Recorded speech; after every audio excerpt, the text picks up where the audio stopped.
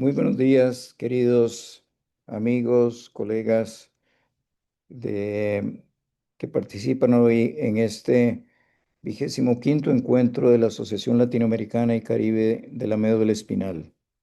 Nos sentimos verdaderamente muy complacidos, todo el equipo de trabajo de nuestra organización, por llegar a un número tan importante de encuentros realizados a lo largo de algunos años, pero no de muchos años. Hemos trabajado intensamente, hemos procurado realizar al menos 3 encuentros durante cada año, en algunas ocasiones más, y ello nos produce gran satisfacción. Como ustedes ya han visto en el programa, y disculpen, mi nombre es Federico Montero, soy de Costa Rica y soy el presidente de la Asociación Latinoamericana y Caribe de la Médula Espinal. Les decía que el tema para la actividad del día de hoy es sobre sexualidad y fertilidad en personas con lesión de la médula espinal. Y consideramos que este es un tema trascendental, de gran importancia, eh, que afortunadamente ha ido fortaleciéndose a lo largo de los años con la inclusión del tema como parte del manejo integral de las personas con lesiones de la médula espinal recientes.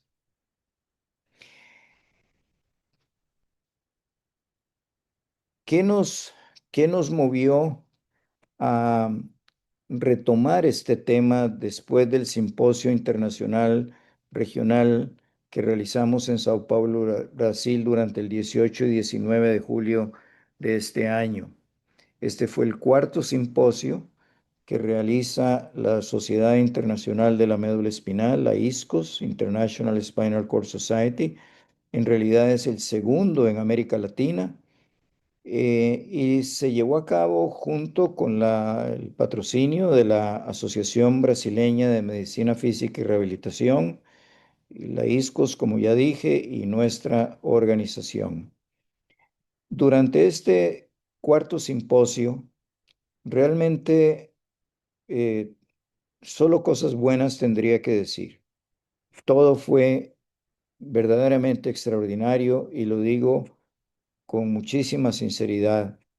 El lugar donde se realizó la actividad, la hospitalidad de la gente en Brasil, y los temas escogidos para la discusión durante estos 2 intensos días de trabajo que fueron desde muy temprano hasta muy tarde, de modo que toda la organización, y gracias al intenso trabajo de nuestro querido compañero y representante de nuestra organización en el Comité de Educación de la ISCOS, Daniel Rubios de Souza, y su maravilloso equipo de trabajo, que lograron realmente consolidar una actividad sólida, donde los temas se analizaron con gran profundidad y además de una forma muy estimulante, muy agradable. Yo creo que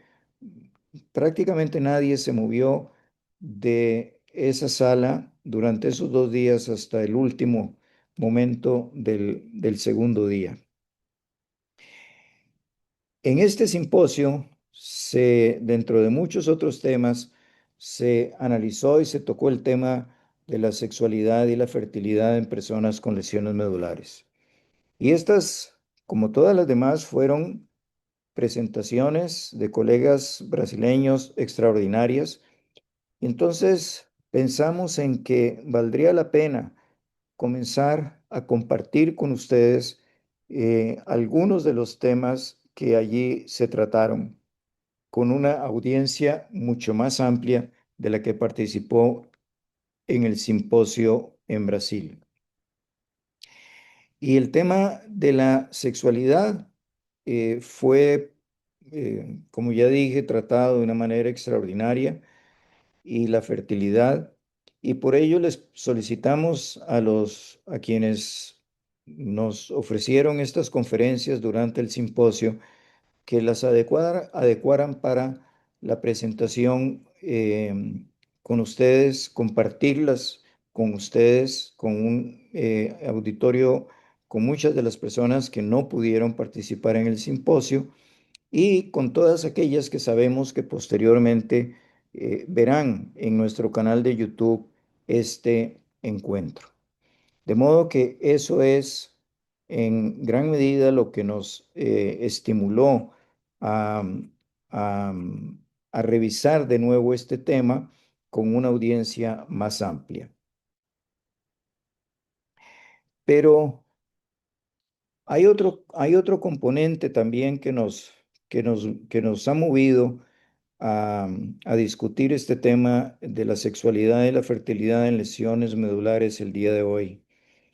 Todos eh, sabemos que la vida después de una lesión de la médula espinal puede ser feliz, puede ser significativa, que vale la pena vivirla. Sin embargo, esto no ha sido siempre así. Durante muchos años la expectativa de vida y la calidad de vida de una persona con una lesión medular eh, fue otra, totalmente diferente a la que puede ser el día de hoy.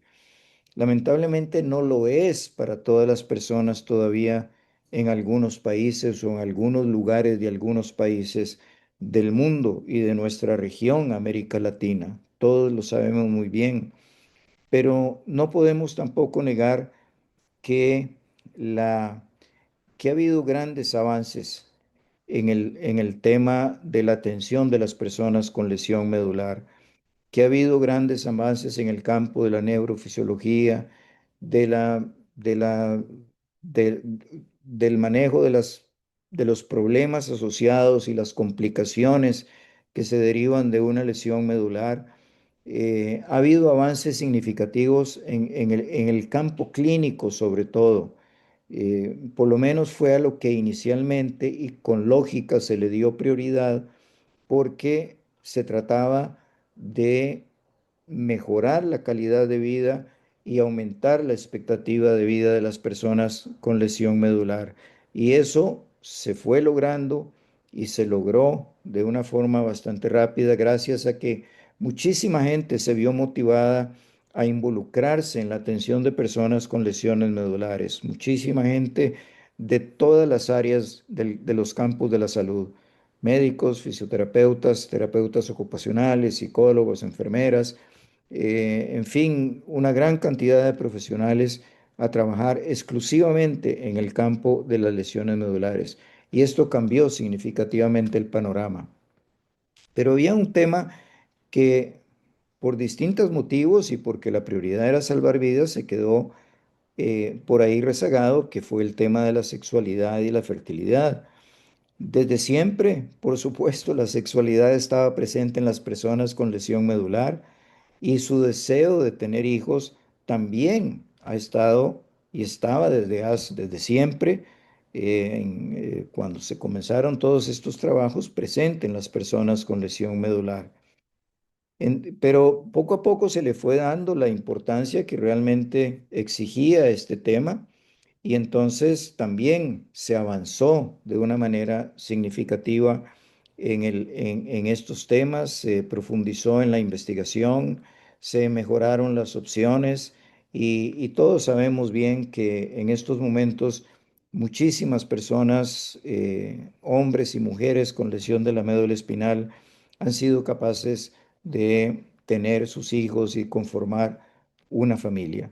Y eso indudablemente resulta maravilloso. De modo que todos estos aspectos son los que nos han motivado. Y por eso es que realizamos este encuentro, por todas esas razones.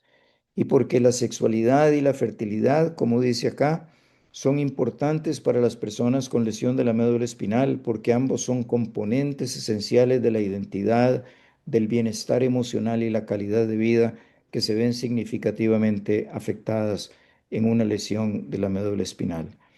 De modo que estamos seguros que ustedes disfrutarán muchísimo esta actividad. Esperemos que aprendan más de lo que ya saben y que todo ello pueda servirles para contribuir también al bienestar de las personas que ustedes atienden con lesión medular. Nuestro muy sincero agradecimiento a Paula Ferrari, a Daniel Rodríguez, a Mateos Groner, a Augusta Murgado por estar anuentes a adaptar sus presentaciones, a revisarlas y presentárnoslas el día de hoy a, a toda esa gente como ustedes que algunos o la mayoría no pudieron participar en el simposio de Brasil. Y sabemos que posterior al día de hoy, muchos de personas también verán este encuentro en nuestro canal de YouTube. Muchas gracias, un fuerte saludo desde Costa Rica, todavía un poco lluviosa. Nosotros estamos en la época de lluvia y ya poco a poco va disminuyendo, pero siempre es buena, siempre es bienvenida la lluvia cuando no causa estragos. De modo que de esa manera termino pues con la lluvia de Costa Rica. Yo a la gente que visita Costa Rica le digo que la lluvia es parte de Costa Rica, es parte de los trópicos, es parte de muchos de nuestros países y bienvenida siempre eh, con, con moderación. Buen día y que pasen todos muy buen fin de semana y una próxima semana llena de éxitos y de satisfacciones en sus trabajos y en sus vidas personales. Hasta pronto.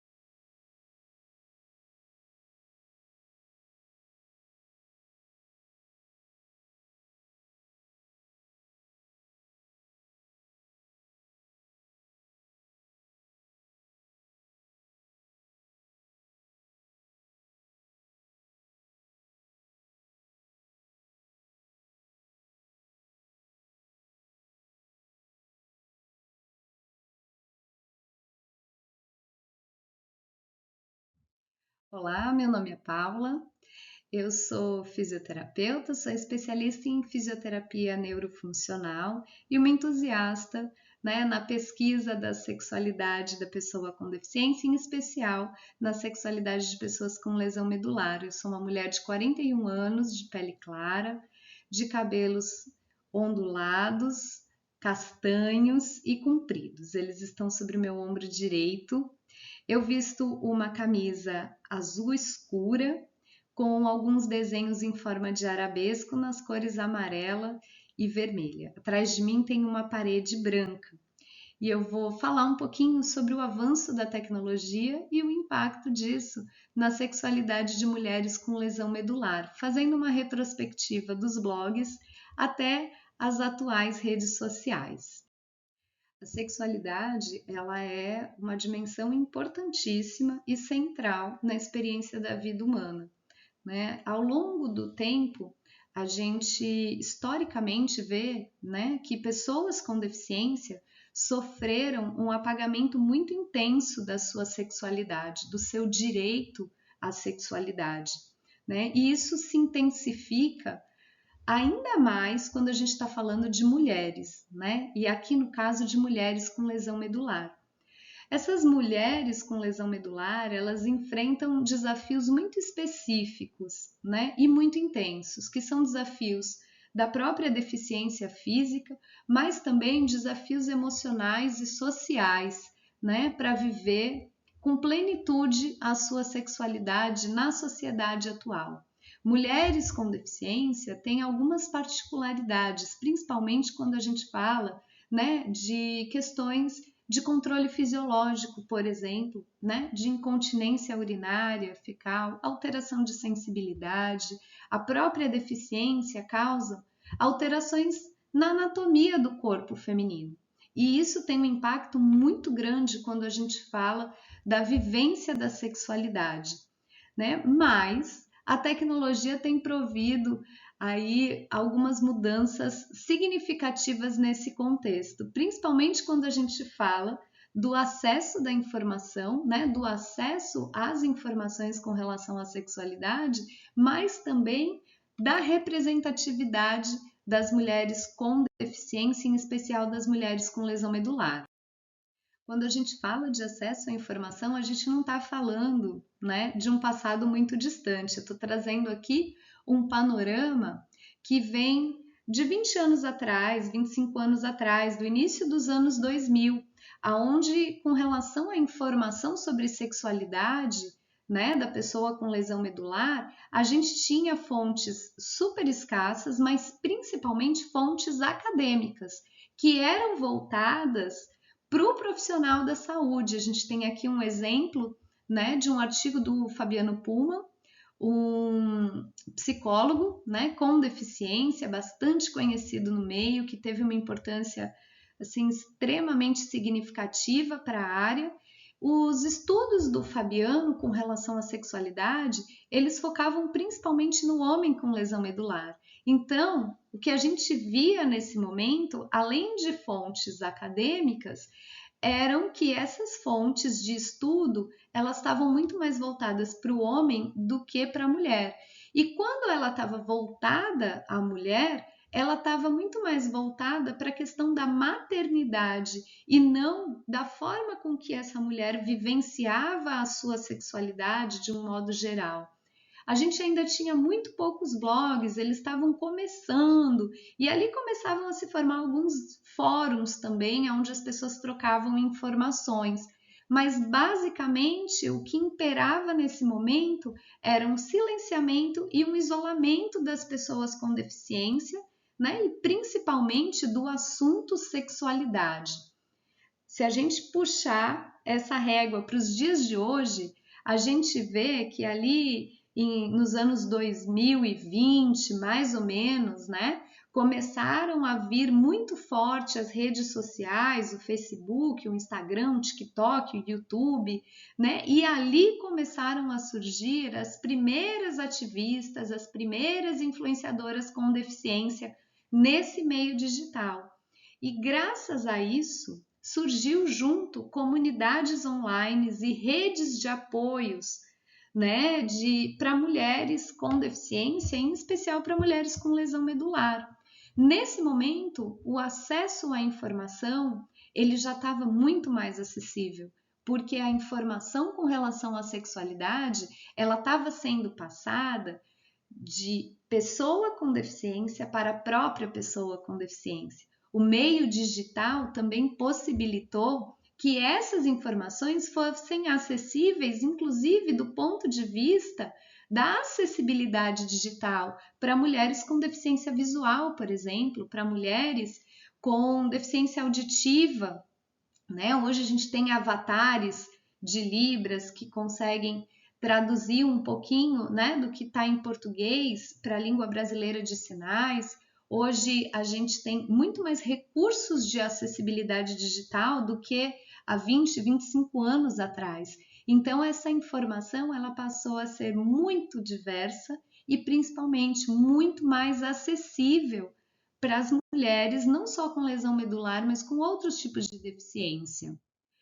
Quando a gente fala de anos 2000, o que a gente tinha dentro do cenário dos blogs eram blogs que eram espaços pessoais, né, de desabafo, de troca de informação, principalmente no foco do cotidiano, né, de acessibilidade, de reabilitação, né, no caso das mulheres, muito mais voltado para a questão da maternidade. A questão da sexualidade da mulher ela ainda não aparecia com muita intensidade. Né? Os blogs eles eram mais estáticos, eles não tinham tanto dinamismo. Né? Se demorava um pouco mais a se atualizar esses blogs, né? Começavam ali a surgir, né, os comentários e as conversas, e ali começou a surgir, né, uma rede social, mas ainda muito embrionária. Nos dias de hoje, né, as redes sociais, hoje que está mais em alta, e, né, o Instagram, o TikTok, eles trouxeram visibilidade, apoio e educação sexual inclusiva. Porque, como eu falei, né, é um conteúdo, né, que está sendo falado da mulher com deficiência para a mulher com deficiência. Né? Essas redes, elas tem um papel muito estratégico na quebra de estigma, né, de que a mulher com deficiência ela não vive, não tem a possibilidade de viver plenamente a sua sexualidade, elas trazem a visibilidade de experiências reais, né? E a construção de narrativas positivas, né? Porque a gente está trazendo modelos que são mais próximos dos modelos das outras mulheres com deficiência. O que a gente tinha na mídia 20, 25 anos atrás? Mulheres sem deficiências, mulheres com corpos que para a mulher com deficiência muitas vezes era inatingível, então aquele modelo não se conectava com o modelo da mulher com deficiência, o modelo da mulher com lesão medular. Então hoje, né, com a presença dessas influencers, a gente consegue ver que a mulher com deficiência consegue se espelhar em outra mulher com deficiência, com vivências reais e possíveis de serem atingidas, principalmente com relação ao cotidiano, à carreira profissional, a experiências amorosas, afetivas, inclusive sexuais. A gente tem aqui um exemplo, né, da página da Melissa Orlick. Melissa é uma mulher jovem que sofreu um acidente automobilístico há cerca de 6 anos atrás e na página dela, né, no perfil dela no Instagram, ela traz de uma forma muito dinâmica e de uma forma muito real os desafios que ela enfrenta e tem enfrentado desde que ela sofreu o acidente. Então, ela fala do término do relacionamento, ela fala do assédio que ela sofre, né, com relação a perfis masculinos dentro das redes sociais, né? Ela fala de capacitismo, ela fala de como foi para ela reinventar a sua vida, né?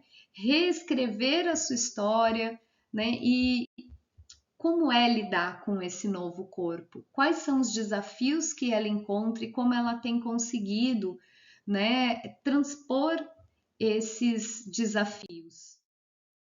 Então é inegável, né, o papel dessas mulheres que a gente chama hoje de influencers, mas é inegável a importância dessas mulheres com deficiência que estão aí nas redes sociais, porque é através delas que a gente consegue uma ajuda muito forte para romper tabus sobre deficiência e sexualidade, né? Principalmente para a mulher com deficiência, mas também para o público sem deficiência. No caso da Melissa, por exemplo, ela tem mais da metade dos seguidores dela são pessoas sem deficiência, que passaram a enxergar a vida de uma mulher com deficiência com naturalidade.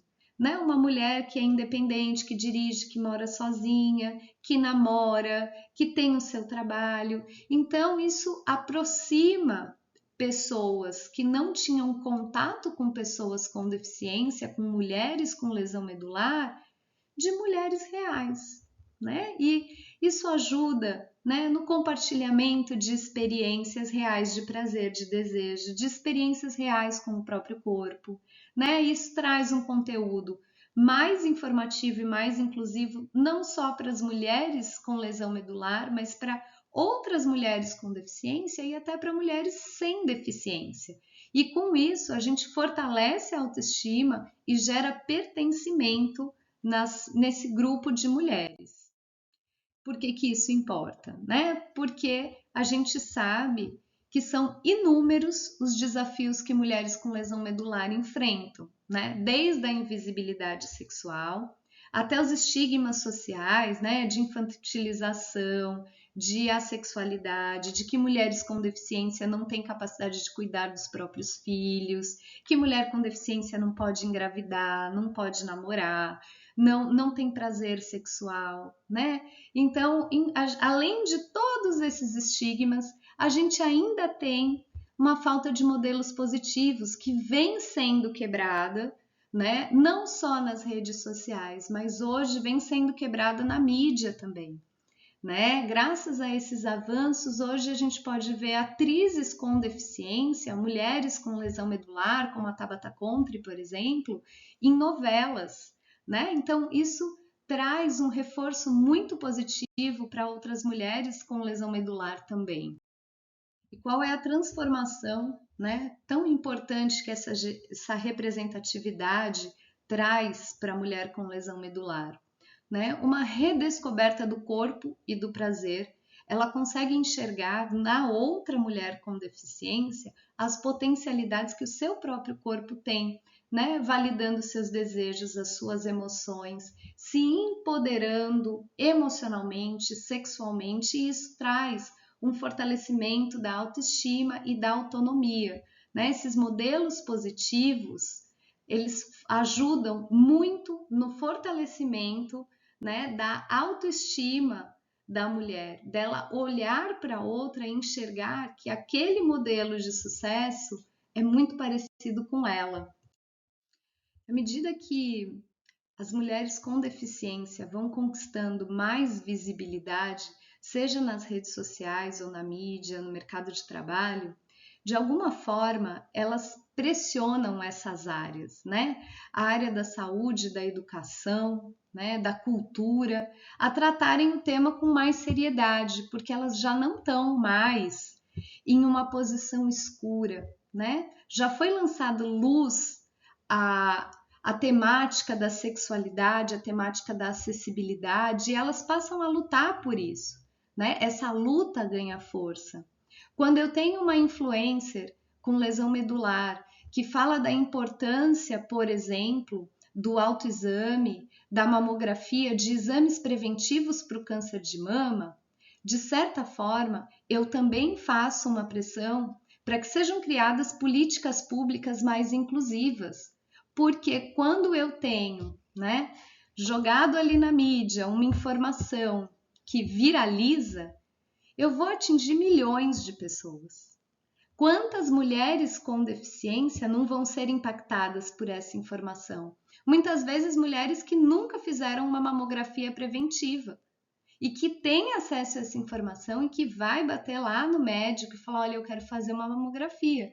E com isso, a gente vai provocar uma mudança na acessibilidade, porque se essa mulher bate num consultório e esse consultório não é acessível, ela às vezes já tem até a informação de onde buscar os seus direitos por acessibilidade, né? Então essas mulheres com deficiência, essas mulheres com lesão medular que estão aí na mídia, que estão aí nas redes sociais, que estão trazendo essas informações, elas também inspiram e influenciam muito outras mulheres com deficiência, outras mulheres com lesão medular a se expressar, a buscar os seus direitos, e isso cria um ciclo virtuoso de visibilidade, de força e de mudança, porque elas percebem que elas têm direitos e que elas não estão sozinhas.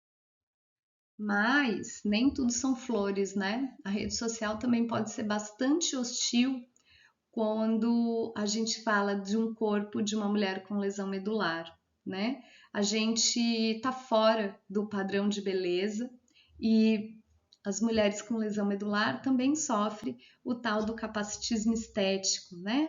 A gente está fora de um padrão dito bonito para o corpo, né? E a gente ainda vê aquela hegemonia do padrão de um corpo branco, magro, cis, e a gente tem mulheres negras, gordas, com deficiências, com deformidades, sendo extremamente hostilizadas em redes sociais, né? Por isso é tão importante que corpos diversos de mulheres com lesão medular ou com outros tipos de deficiência estejam aí ocupando espaços na mídia, nas redes sociais, na sociedade de modo geral. Eu deixei aqui um exemplo, né, da Leandrinha. A Leandrinha Duarte é uma influenciadora, ela não tem lesão medular, ela tem síndrome de Larsen.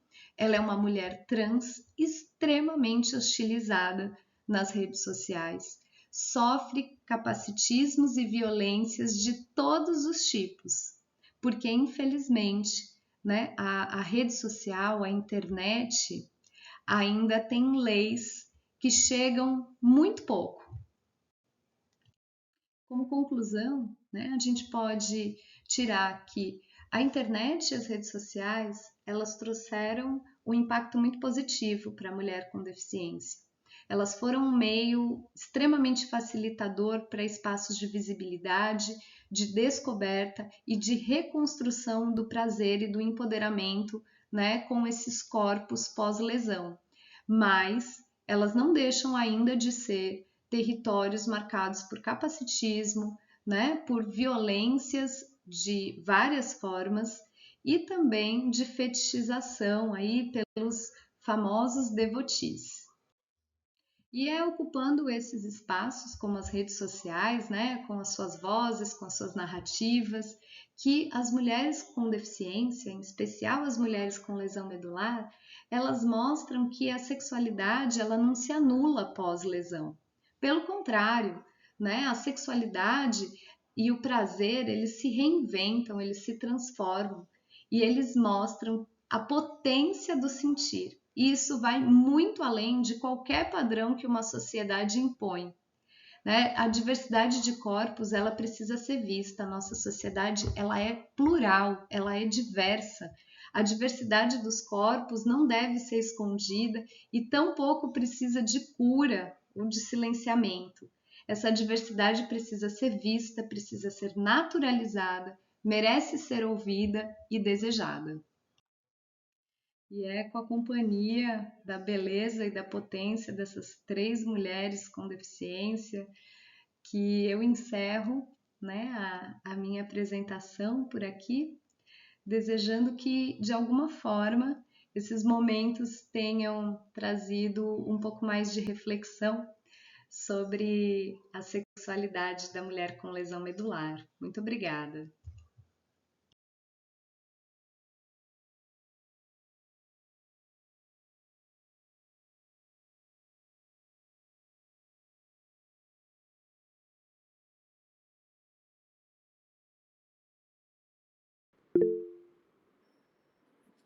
Olá, agradeço novamente a comissão organizadora pelo convite para falar sobre esse tema que é tão caro para mim. Então, quando a gente pensa em tecnologia assistiva, geralmente a gente lembra de órtese, cadeira de rodas, talher adaptado, mas hoje o convite é outro. Hoje eu quero que a gente reflita sobre como a tecnologia pode apoiar também o direito à intimidade. Sexualidade é parte essencial da vida, da identidade e da participação humana, com ou sem deficiência. E quando nós falamos de reabilitação, a gente está falando também em devolver o pertencimento, o prazer e a autonomia dos indivíduos com lesão medular. Então, o que é a tecnologia assistiva, né?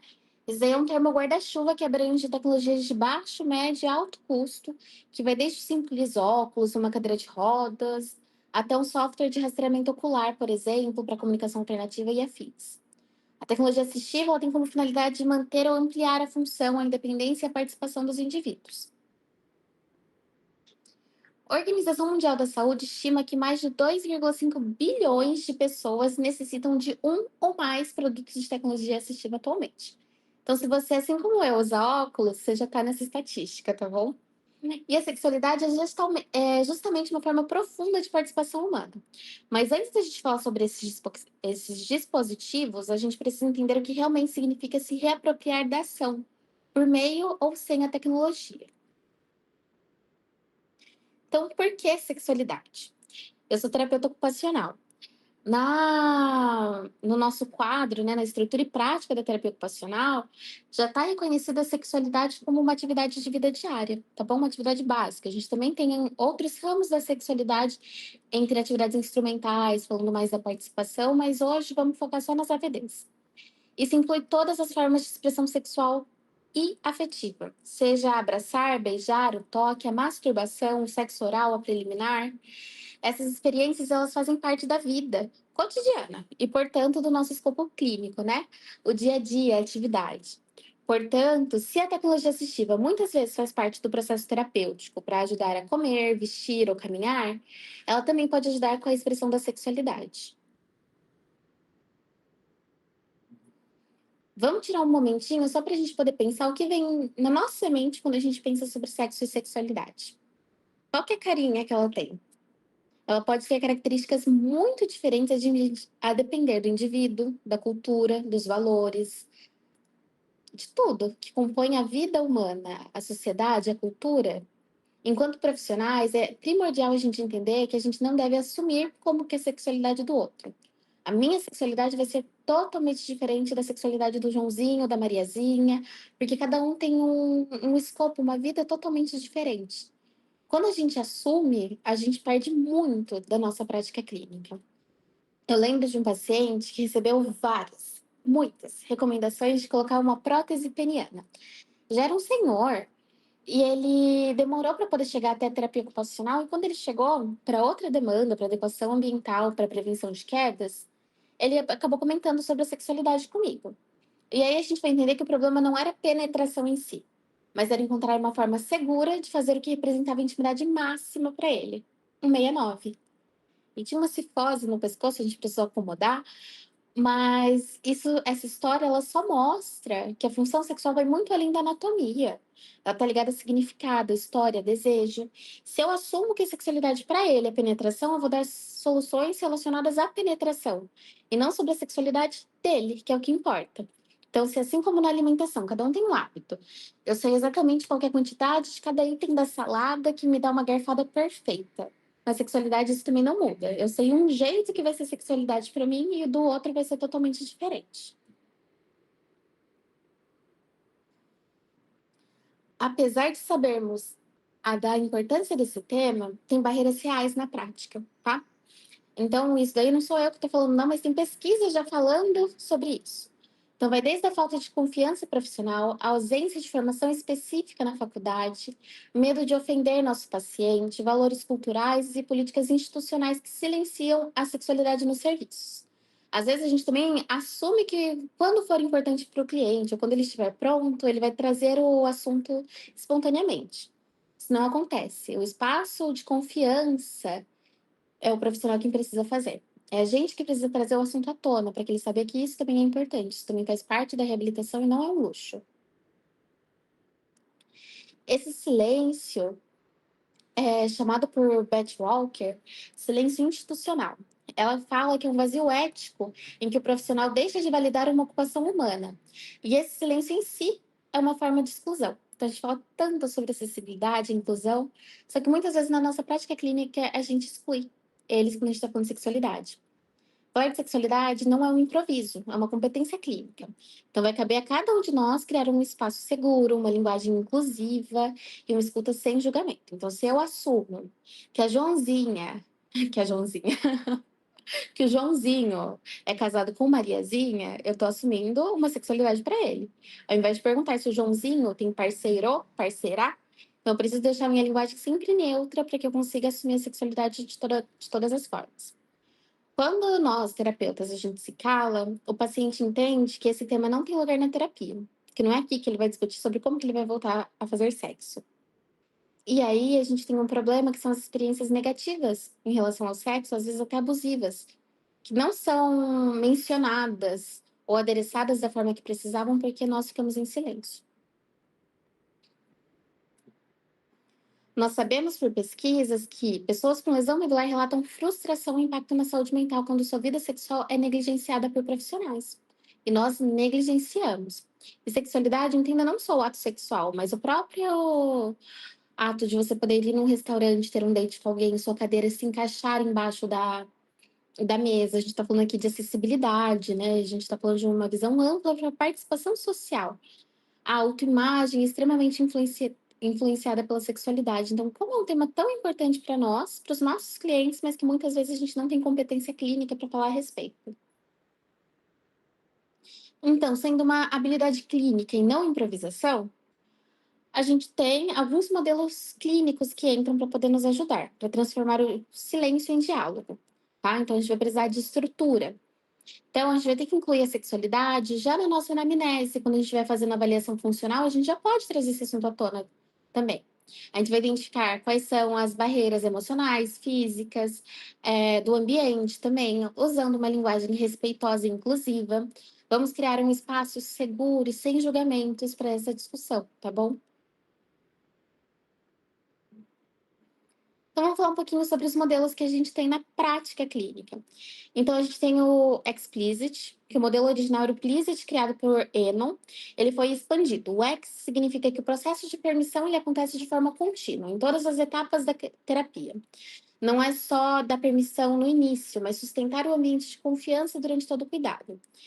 Depois vem as outras etapas do Explicit. Então, a gente tem a informação limitada, que é oferecer informações precisas e relevantes sobre sexualidade e função corporal. Depois, a gente pode propor estratégias práticas, adaptações, posicionamentos e recursos baseada nisso daqui, ó, no que surgir nessa discussão sobre informações gerais sobre sexualidade. Então, você pode falar, olha, alguns indivíduos com lesão medular eles têm dúvidas sobre como se posiciona para poder fazer sexo, ou têm dúvidas sobre ereção. E aí você pega e dá todas as orientações necessárias para isso, e daqui seu cliente já pode trazer outras dúvidas. E, se necessário, a gente manda para uma terapia específica. Então, quando tem necessidade, você pode encaminhar para um terapeuta sexual, você pode encaminhar para um urologista para poder dar essas informações, para poder falar sobre cateterismo, uma ginecologista e assim por diante. Então, ele é um guia de comunicação ética e gradual. Agora, em paralelo, a gente tem o SRF, que ele é proposto por Venturen e colaboradores, tá bom? Tá aqui na nossa referência. Esse modelo ele amplia a visão sobre os fatores que compõem a sexualidade. Aqui ele vai entender o corpo físico, desde mobilidade, sensibilidade, fadiga, espasticidade, autoidentidade, a imagem corporal, confiança, identidade de gênero, relações, então comunicação, intimidade, vulnerabilidade, ambiente, então é um ambiente que tem privacidade, é acessível, tem segurança, tem alguma barreira social nesse ambiente? E a própria saúde sexual em si, que diz respeito à fertilidade, função erétil, prevenção de IST, uso de medicamentos e assim por diante. O SRF ele mostra que a sexualidade ela não é linear, é uma teia entre corpo, mente, relação e contexto, tá? Então são modelos complementares na prática clínica que vão ensinar como conversar e o segundo, onde olhar. Então não basta só a gente falar sobre sexualidade, a gente sabe que nossos clientes com lesão medular ou lesões neurológicas de forma geral têm mais problemas, mais barreiras relacionadas à sexualidade do que só emocionais. A gente fala sobre barreiras físicas também. Agora, falando sobre a terapia ocupacional, nós temos um instrumento, que é a Occupational Performance Inventory of Sexuality and Intimacy. O OPSI, ele é um instrumento criado pela Beth Walker nos Estados Unidos para trazer objetividade e método a um tema que sempre foi muito subjetivo, segundo ela. Então, aqui, por exemplo, a gente já vê como que ela usa esse contexto dentro dos pilares da terapia ocupacional. Então, pensando em contexto, na ocupação em si, então a sexualidade enquanto AVD, enquanto atividade instrumental de vida diária, enquanto participação, enquanto gerenciamento de saúde, quais são os padrões de performance, quais são os fatores do cliente que influenciam na sexualidade. Ela permite que o terapeuta identifique as barreiras, estabeleça metas personalizadas e planeje intervenções baseadas em evidências. Além disso, essa avaliação, esse modelo, ele se integra naturalmente aos outros dois modelos que eu apresentei aqui para vocês, ajudando a traduzir os sentimentos e desejos em dados clínicos e planos de ação. Esse daqui é exclusivo da terapia ocupacional. Então, ouvir toda essa avaliação leva a soluções significativas. E aí sim a tecnologia assistiva expande possibilidades, restaura autonomia e consegue suportar, dar apoio à expressão sexual. Sem essa escuta, a gente dá orientações generalizadas que não são pertinentes para o nosso cliente, às vezes nem, não vão funcionar também. Então, eu trouxe aqui alguns exemplos do que é a tecnologia assistiva na sexualidade. Lembrando que tudo isso vai ser extremamente personalizado, extremamente pessoal e vai depender de caso em caso. Então, a gente pode falar sobre moda adaptada, sobre sutiãs, onde a pessoa consegue colocar e tirar sozinha. A gente pode pensar na acessibilidade doméstica, tá bom? Enquanto a gente explorar ambientes da casa. A gente vai falar sobre prevenção de lesão por pressão, por exemplo, na hora da sexualidade, por conta de atrito. A gente vai falar de segurança. Aqui eu trouxe uma iniciativa do Boticário, né? Os pincéis da Make Be que são adaptados. Então, pra gente pensar de uma pessoa conseguir se arrumar sozinha, se maquiar, sentir-se bonita. Uma cama com base articulada. As próprias órteses e adaptações, então a gente fez aqui um substitutor de pinção para colher, né? Tá aqui o Instagram do criador que postou. A gente também tá falando de substitutor de pressão para um dildo, para um vibrador. A própria prescrição das cadeiras, né? Dispositivos para que a gente comece a explorar a sexualidade primeiro na cadeira de rodas. Podemos estar falando sobre slings, para poder ajudar no posicionamento. Ou o próprio transfer, né? Que tantos clientes já têm em casa, pode ser uma opção para poder ajudá-los. Opa. Aqui eu deixei o site do Sexuality After Spinal Cord Injury, que tem vários vídeos mostrando e falando sobre sexualidade, sobre adaptações. Opa. Podemos falar sobre cunhas para poder facilitar o posicionamento. E aqui, ó, não tô nem falando de pessoas com deficiência. Então, tô falando sobre possibilitar o conforto na sexualidade para geral. Aqui é sobre uma cartilha para pacientes pós-AVC, mas que eu também gosto bastante por conta das ilustrações na hora de discutir. A gente está falando aqui de posicionamento adequado, né? Então, aqui a gente está otimizando a performance. Temos as próprias cintas, né, com vibradores, a gente pode usar na coxa do nosso cliente, se ele não tiver ereção, por exemplo, a gente pode colocar na cintura, podemos colocar na mão de uma cliente que quer fazer a masturbação por conta própria. Gosto muito dessas opções agora para os nossos clientes, que tem o vibrador que ele é via Bluetooth. Então, tem alguns vibradores onde a parceira, parceiro pode colocar, e aí você mexe na intensidade por meio do smartphone, no touch. Então, imagina que para os nossos clientes tetras, isso abre um leque de possibilidades para estimulação do outro também. E essa daqui é um dos modelos da Intimate Rider, que é uma cadeira que ela faz o movimento pélvico, auxilia no movimento pélvico, né? Com um pouco o movimento de tronco que o nosso cliente tiver. Então, eu acho que a grande lição de hoje é vamos falar sobre sexo de forma aberta, respeitosa e com competência clínica. Tá bom? Falar sobre sexo é ampliar a nossa prática clínica. Segue minha rede social e muito obrigada pela oportunidade.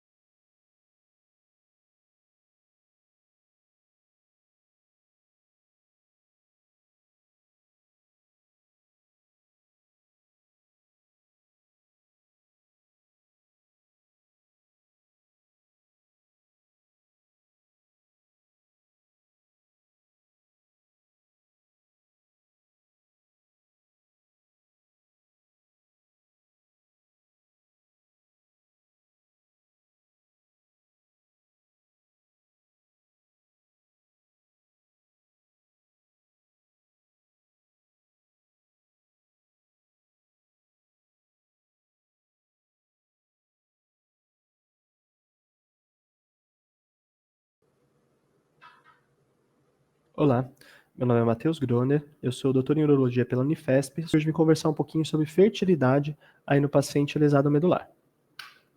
Não tenho nenhum conflito de interesse sobre o assunto. A lesão medular ela é muito comum, né? A cada ano tem quase 18 mil casos nos Estados Unidos, quase 10 mil casos aqui no Brasil. A maior parte desses homens, a maior parte desses pacientes, né, são homens, 80% deles, solteiros em 50%, e em 50% também menores de 35 anos, trazendo então a importância dessa lesão num paciente que pode sim ter ainda um desejo reprodutivo futuro. E aí, o quão essa lesão vai interferir aí nesse potencial fértil desse homem. Esse estudo interessante do Neurotrauma de 2004 traz que me perguntaram, né, fizeram um questionário para 680 pacientes com lesão medular, para eles elencarem, né, as funções importantes para a qualidade de vida. E aí, em média, a função sexual foi a segunda mais importante, perdendo apenas para a função motora em membro superior. Então, em pacientes paraplégicos, a função sexual era a pior queixa aí referente à perda de qualidade de vida após a lesão medular. Quando a gente fala da fertilidade de acordo com o gênero em pacientes com lesão medular, a gente sabe que no homem isso traz um peso muito importante. 90% dos homens com lesão medular vão acabar enfrentando infertilidade, enquanto as mulheres não possuem uma perda de fertilidade relacionada à lesão medular. Óbvio que elas vão precisar de um cuidado maior durante pré-natal, parto e puerpério, por questão da lesão medular, mas elas não têm uma dificuldade para gestar. Na lesão medular e infertilidade, a gente vai estar principalmente nesses 4 aspectos. A gente tem alterações relacionadas à disfunção erétil, disfunções hormonais, disfunções ejaculatórias e anormalidades seminais específicas. Para falar da ereção, é importante a gente lembrar que a ereção acontece devido a 2 reflexos. Primeiro, a ereção reflexogênica, que através do estímulo tátil e a aferência do nervo dorsal, eu tenho um arco reflexo sacral e uma resposta de ereção imediata. Além dessa resposta imediata, eu tenho, né, através do nervo tóraco-lombar, uma manutenção dessa ereção de acordo aí com os pensamentos, com a interação com o córtex, mantendo essa ereção. No paciente com lesão medular, ele pode ter disfunção erétil por essas lesões neurológicas. De certa forma, o tratamento dele não é tão diferente do quanto é o paciente sem a lesão medular. A resposta ao tratamento, inclusive, é semelhante aos casos sem lesão medular. A gente inicia com inibidores de 5-fosfatidiesterase, como tadalafila, sildenafila. Os pacientes podem ter boas respostas com medicações orais e já conseguirem desenvolver uma boa relação sexual. Caso não aconteça, a gente pode usar as injeções intracavernosas, em que o paciente faz a injeção no próprio pênis para conseguir ter a relação sexual.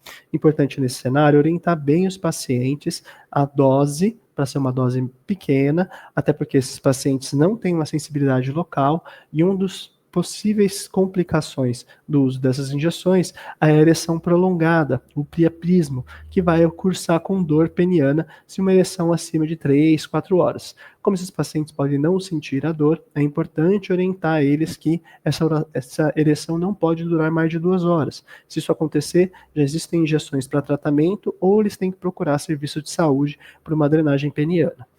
Se nada der certo, a gente também tem a ideia da prótese peniana, também tomando cuidado, porque a prótese peniana tem mais riscos de complicação, porque existe uma erosão da prótese de uma maneira mais fácil em paciente lesado medular, já que se ele tiver alguma lesão no pênis, ele não vai ter dor, não vai perceber, então é importante esse acompanhamento de perto.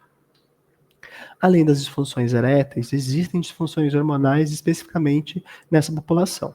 Nos pacientes com lesão medular, existe maior taxa de hipogonadismo quando a gente pensa na mesma faixa etária em pacientes sem a lesão medular.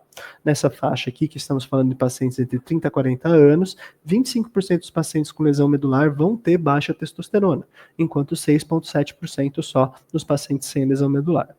A gente não sabe ainda o porquê que isso acontece, mas muito potencialmente alguma desregulação central no eixo hipotálamo-hipófise gonadal, e ainda existem poucos estudos dos benefícios da terapia de reposição de testosterona para esse paciente. Lembrando aqui, se o paciente ainda tem desejo paterno, essa reposição de testosterona não deve ser realizada, porque a reposição de testosterona vai diminuir aí o potencial fértil desses homens.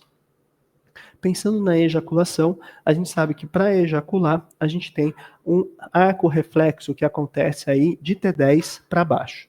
Tá? Inicialmente a gente tem na aferência, né, o nervo pudendo, a gente vai ter primeiro a emissão do sêmen, que é realizada através, né, de um influxo aí tóraco-lombar pelo nervo hipogástrico. Isso vai fazer com que haja uma contração do epidídimo deferente, ducto deferente, levando com que esse sêmen vá para a uretra posterior. Ainda essa atividade simpática vai fazer com que haja um fechamento do colo vesical, e aí, através do nervo pudendo, que é um nervo somático, vai ter a contração da musculatura, fazendo com que haja a expulsão anterógrada dessa ejaculação. Então, a gente sabe que lesões que acontecem de T10 para cima vão manter esse arco reflexo da ejaculação. Agora, se a lesão é de T10 para baixo, esse arco reflexo pode estar comprometido. Isso vai ser muito importante quando a gente pensar nos tipos de tratamento para essas disfunções ejaculatórias. Apenas 9 a 15% dos homens com lesão medular vão conseguir ter ejaculação anterógrada. E se eles não conseguem, quais são os métodos de recuperação de espermatozoides que a gente pode ter? A gente pode usar a estimulação vibratória peniana, a gente pode usar a eletroestimulação e a gente pode partir para uma recuperação cirúrgica desses espermatozoides. Na estimulação vibratória peniana, a taxa de sucesso vai depender do nível de lesão. Se eu tiver aquele arco reflexo mantido, ou seja, lesões de T10 para cima, eu tenho 86% de chance de conseguir uma ejaculação anterógrada com esse tratamento. Agora, se a lesão pegou de T10 para baixo, apenas 17% dos pacientes vão responder à estimulação vibratória peniana. Existem 2 aparelhos aprovados pelo FDA que levam uma alta amplitude de onda e uma alta frequência que vão conseguir ter a melhor resposta neurológica. Tanto o FertiCare quanto o VibraRect, que são esses vibradores que são aprovados, têm a mesma eficácia pelos estudos. Quando a gente vai fazer a estimulação vibratória peniana, se o paciente tem risco de desreflexia autonômica, lesões de T6 para cima, é importante a gente fazer nifedipino pré. Tem que cessar o uso de baclofeno, tizanidina ou outros similares, porque a gente depende da resposta muscular para um melhor sucesso do tratamento. Se eu tiver risco de ejaculação retrógrada, eu vou fazer um preparo dessa bexiga. Isso acontece se eu for fazer a primeira vez a estimulação vibratória peniana ou se eu souber que ele já teve ejaculação retrógrada numa estimulação prévia. Esse preparo é realizado alcalinizando a urina no dia anterior com uma colher de chá de bicarbonato de sódio de 12 em 12 e uma colher de chá também na manhã do exame. O paciente fica em decúbito dorsal e a gente monitora a pressão arterial tentando avaliar aí a possibilidade de desreflexia autonômica caso aconteça. O vibrador é colocado ou no frênulo ou no dorso da glande ou nos dois, no caso do VibraRect. É feito 2 minutos de estímulo com 1 a 2 minutos de pausa, no máximo 10 minutos. Quase 90% dos pacientes que vão responder nesses 2 primeiros minutos do primeiro estímulo. Sempre nessas pausas a gente tem que avaliar se existe edema, abrasão e se houver, parar o procedimento. Aqui tem um vídeo para a gente poder avaliar a realização do exame. A gente consegue avaliar aqui a vibração acontecendo no dorso do pênis e logo durante o começo do estímulo já vai haver uma resposta de ejaculação anterógrada. Né? Conseguimos ver aqui a saída do sêmen e percebam a alteração do sêmen, né? De coloração mesmo, como ele é mais amarelado do que o normal. Isso também é bem condizente. Aqui a característica do sêmen, e aqui uma visão um pouquinho mais ampla para vocês verem algumas coisas a mais, tá? Então, quando a gente começa a estimulação vibratória, a gente começa a ter um indício de uma boa resposta de acordo com essas contrações musculares, tanto em abdômen quanto em coxa. Essas contrações vão aumentando, e assim que tiver a resposta da ejaculação anterógrada, é muito comum haver fasciculações logo após a ejaculação, que a gente vai acabar observando aqui durante o processo. Ejaculação acontecendo e as fasciculações que também acompanham todo o processo. Importante orientar o paciente para não assustar devido a essa possibilidade, tudo questão normal aí da resposta reflexa que a gente está procurando. Se não der certo, né, a gente pode usar tratamentos adjuvantes, então o uso de 2 aparelhos, né, no frênulo e no dorso pode ter uma resposta aí em até 22% dos pacientes que não conseguiram ter uma resposta inicial. Eu posso fazer o uso do inibidor de 5-fosfodiesterase ou agonistas alfa-adrenérgicos, mas os estudos ainda são incertos de que realmente ajuda. Eu posso fazer associado estímulo elétrico abdominal. Se a vibroestimulação não deu certo, eu posso lançar a mão da eletroejaculação. Na eletroejaculação, o paciente está em decúbito lateral. Se existe risco de disreflexia, eu também vou fazer o nifedipino pré. E se existe risco de ejaculação retrógrada, eu vou fazer a preparação vesical. Nesse cenário, eu sempre vou fazer preparação vesical, porque em algum grau eu vou ter uma ejaculação retrógrada. E é importante eu contar com esse sêmen que volta para a bexiga como uma possibilidade também de recuperação de espermatozoides. Vou monitorizar a pressão arterial da mesma forma para avaliar aí se houver qualquer disreflexia autonômica. O probe ele é introduzido no ânus, né, e faço uma aplicação sobre próstata e vesícula seminal intermitente. Eu aplico por 5 segundos, descanso por 20. Inicio com 5 volts, vou aumentando 2 volts por vez até no máximo de 30 volts. 94% dos pacientes vão conseguir uma ejaculação anterógrada dessa forma e sempre acontece uma ejaculação retrógrada em algum grau, trazendo a importância aí do preparo vesical. Contraindicação são se houver alguma lesão retal, discrasias sanguíneas ou uso de marca-passo, que vai precisar aí de uma avaliação individualizada. Aqui tem um vídeo também mostrando um pouco do processo. A gente sempre inicia antes da eletroejaculação com uma anoscopia para ter certeza de que não há nenhuma lesão retal. A gente coloca a aplicação aí do probe, né, com as facetas viradas para a próstata e vesículas seminais. Importante, se o paciente tiver uma sensibilidade local, é importante fazer com anestesia. Se o paciente não tem sensibilidade pélvica, é possível fazer sem anestesia. Faz a aplicação durante os 5 segundos, descansa durante 20. Durante essa estimulação, o paciente vai conseguindo ter emissão do sêmen, mas não necessariamente uma ejaculação anterógrada, como a gente consegue ver na vibroestimulação. Dessa forma, é importante que um auxiliar esteja ordenhando o pênis para conseguir que haja saída desse sêmen. A gente também consegue avaliar durante a estimulação a contração também das musculaturas associadas aí ao estímulo local. E aí, qual que é a melhor escolha? Né? A estimulação vibratória ou a eletroestimulação? Já que a eletroestimulação vai funcionar em grande parte das vezes, por que a gente não utiliza ela em todos os pacientes? A gente sabe que o sêmen, quando é conseguido pela vibroestimulação, ele vai ter melhor quantidade e melhor motilidade. Então, sempre vale a pena tentar inicialmente a vibroestimulação para trazer mais espermatozoides de melhor qualidade. Se a gente vai fazer uma análise seminal também, aqui tem uma comparação entre pacientes sem lesão medular, pacientes que conseguiram coletar por masturbação, com vibro e com eletro. E a gente sabe que em controles de não lesados e pacientes com lesão medular, mas que conseguem se masturbar, não há uma grande diferença estatística em concentração. Mas, porém, a gente já vê uma baixa motilidade. Nos pacientes com vibroestimulação, não muda muito dos pacientes com lesão medular com masturbação. Agora, na eletroestimulação, a gente acaba perdendo tanto em concentração quanto em motilidade. Por isso é sempre importante a gente tentar a vibro primeiro. De maneira geral, sempre guardar. Se o paciente consegue a coleta por masturbação, sempre vai ser a primeira e melhor opção, se não a vibro, se não a eletroejaculação. Além de eu conseguir o sêmen, existem algumas alterações desse sêmen que podem interferir aí em todo o processo de fertilidade. Existem alterações macroscópicas, a coloração do sêmen é diferente, um pouco mais amarelado, que nem a gente viu nas imagens, devido ao aumento de leucócitos e outros debris. Além disso, eu consigo sempre ver que esse paciente normalmente tem uma concentração pouco alterada, mas uma motilidade, uma vitalidade muito alterada. E alta taxa de fragmentação de DNA espermático também é observado nesses pacientes. As causas para isso ainda estão em estudo. A maior parte das vezes a gente acredita ser alterações do próprio plasma seminal. Alguns estudos tentam trazer isso como uma certeza, por exemplo, se eu pego espermatozoide direto do deferente, esses espermatozoides são um pouco melhores do que aquele do sêmen. Se eu pego espermatozoides desse paciente e coloco em outro plasma, que foi outro estudo que foi feito, eu tenho uma melhora desses espermatozoides.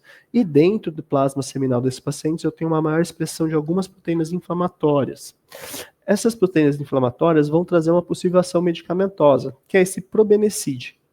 E alguns estudos iniciais já mostraram que o uso desse anti-inflamatório, que vai acabar agindo nessas inflamações específicos nesse cenário dessa população, podem melhorar a resposta aí da qualidade seminal desses pacientes. E aí, tem o sêmen, né? Como que eu vou oferecer? Quais as técnicas de reprodução assistida que eu posso oferecer? vai acabar dependendo da própria qualidade desse sêmen, tá? Se eu tenho mais de 5 milhões de espermatozoides móveis por ml, esse paciente pode, inclusive, tentar fazer uma inseminação intravaginal caseira. Ele é orientado a como fazer a vibroestimulação, se ele não tiver risco de disreflexia, a esposa pode ajudar com esse processo, e durante a janela de fertilidade, a janela fértil da esposa, é feita essa coleta e uma auto-inseminação intravaginal caseira mesmo desse sêmen. Se ele tiver mais de 5 milhões de espermatozoides por ml, também é importante, também é possível fazer a técnica de inseminação intrauterina. Agora, menos 5 milhões de espermatozoides por ml, o caminho desse casal vai ser a fertilização in vitro. E a parte importante de conseguir fazer uma vibroelestimulação é que em 65% dos pacientes eu vou conseguir sêmen que seja o suficiente para uma inseminação, tirando esses pacientes da necessidade de uma técnica de alta complexidade. Porque quando a gente pensa nas técnicas cirúrgicas de recuperação de espermatozoides, que é pegar o espermatozoide direto do testículo, eu só consigo o espermatozoide para fazer mesmo alta complexidade, que seria a FIV ou ICSI. Esses pacientes, eles possuem boas taxas de sucesso na baixa complexidade, semelhante aos pacientes sem lesão medular. Então, na inseminação intravaginal caseira, 25 a 70% dos casais vão conseguir gravidez durante um ano. Na inseminação intrauterina, que é um tratamento de baixa complexidade, 9 a 18% por ciclo, e 24 a 60% dos casais vão engravidar em 3 inseminações, taxas semelhantes que a gente observa em pacientes sem a lesão medular. A taxa de sucesso na FIV ou na ICSI é semelhante aos pacientes sem lesão medular. Então, a lesão medular e a infertilidade traz uma população infértil única, que possui disfunções hormonais, eréteis e ejaculatórias, alterações seminais específicas que ainda estão em investigação, e a vibroeletroestimulação pode trazer menores riscos do que as técnicas cirúrgicas, melhor qualidade seminal e, portanto, possível melhores desfechos da reprodução assistida, diminuindo a necessidade de uma fertilização in vitro ICSI, que é alta complexidade. Gostaria de agradecer à Universidade de Miami, que foi onde eu consegui aprender e, inclusive, conseguiu disponibilizar esses vídeos que a gente está vendo hoje.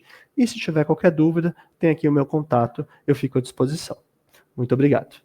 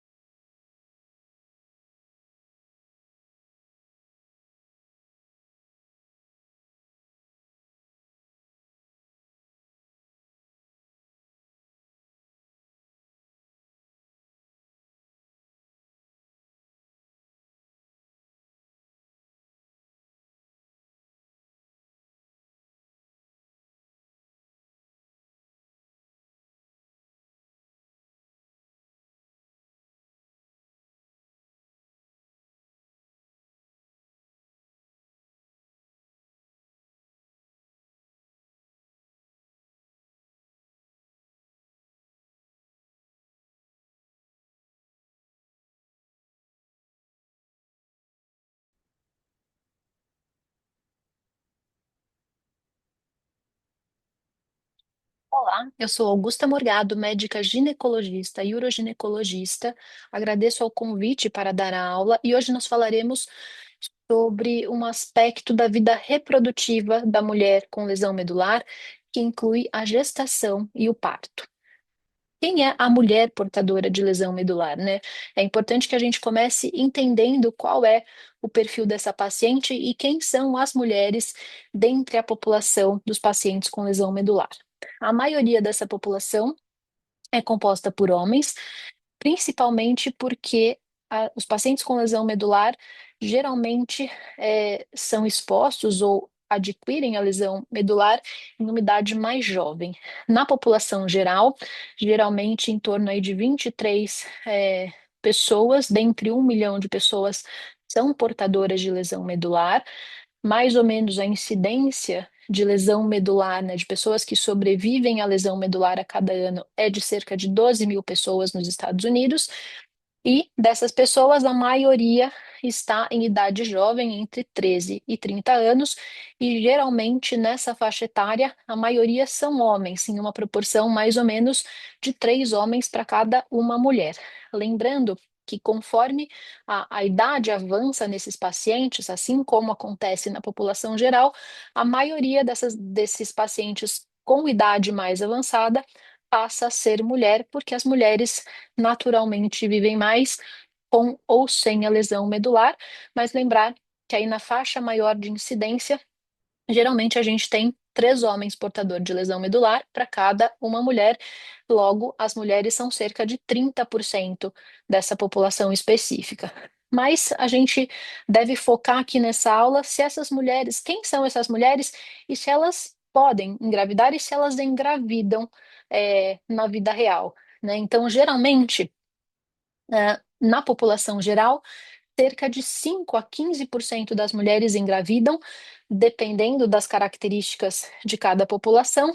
Só que dentre as pacientes portadoras de lesão medular, somente 2% dessas mulheres vão engravidar e geralmente essas mulheres engravidam numa idade mais tardia, geralmente depois de 15 anos, aproximadamente depois da lesão, que já é uma idade ou uma época em que ela já se adaptou à lesão, em que ela já está reabilitada e que aí ela vai executar o plano ou o desejo de engravidar. E das mulheres que têm lesão medular, cerca de 14 a 20% dessas mulheres engravidam ao longo de sua vida enquanto portadoras de lesão medular.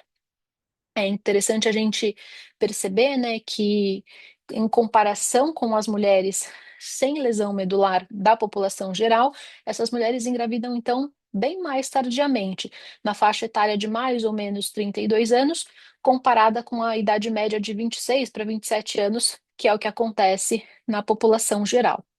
Mas essas mulheres podem engravidar, essas mulheres poderiam engravidar? E a resposta é sim, né? A lesão medular faz com que essas pacientes não tenham nenhum comprometimento de sua fertilidade, diferente, né, do que acontece aí com os pacientes do sexo masculino, que podem ter aí um prejuízo da ejaculação e sim da concepção. Essas mulheres não têm, aparentemente, nenhuma afetação direta em sua vida reprodutiva pela própria lesão. Então, não há alteração ovariana ou hormonal decorrente da lesão medular. O que pode acontecer é que essas mulheres entram em fase de amenorreia, geralmente a falta da menstruação, né, por 6 a 12 meses pós-injúria, pós-lesão medular, geralmente relacionadas a alterações do choque medular, o aumento do cortisol, que vai desregular os níveis de prolactina e podem levar a ciclos anovulatórios, geralmente a perda de peso e o uso de determinadas medicações que podem fazer com que elas temporariamente tenham alguma interferência na ovulação e, portanto, na gestação, e até mesmo o próprio período de restabelecimento aí da sua rotina e da sua vida sexual. Então, essas mulheres podem sim engravidar e elas normalmente têm o desejo, né, os planos de gestação não modificados pela lesão medular, e isso deve ser respeitado e normalmente é uma gestação possível e na sua grande maioria das vezes bem-sucedida quando bem conduzida. No entanto, quais são as questões, né? Por que a gente questiona se essas mulheres podem ou não engravidar?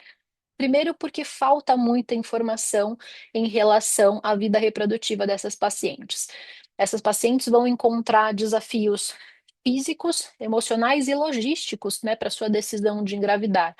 E geralmente elas não encontram respaldo médico, seja por falta de informação sobre poder engravidar da própria equipe médica quanto dela própria, e muitas vezes elas engravidam mesmo sem o planejamento ou sem desejar essa gestação, também por falta de informação sobre contracepção. E na maioria das vezes, quando essas pacientes manifestam o seu desejo de engravidar, geralmente essas pacientes são diminuídas ou não são levadas em consideração como se elas não pudessem ou não devessem engravidar.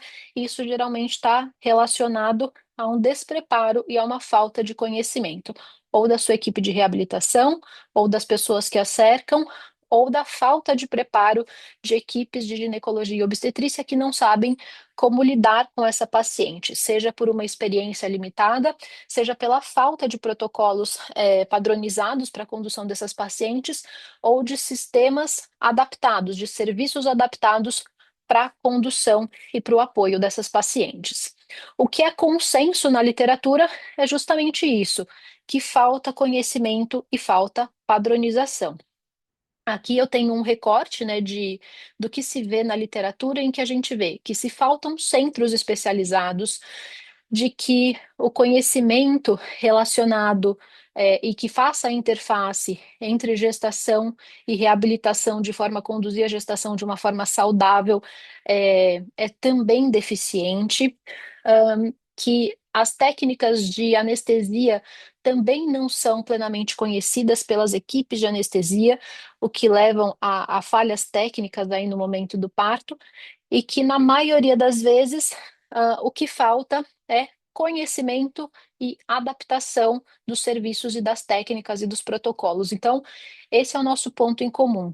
A gente não tem conhecimento, não tem integração de equipe e não tem locais especializados para a condução da gestação dessas mulheres.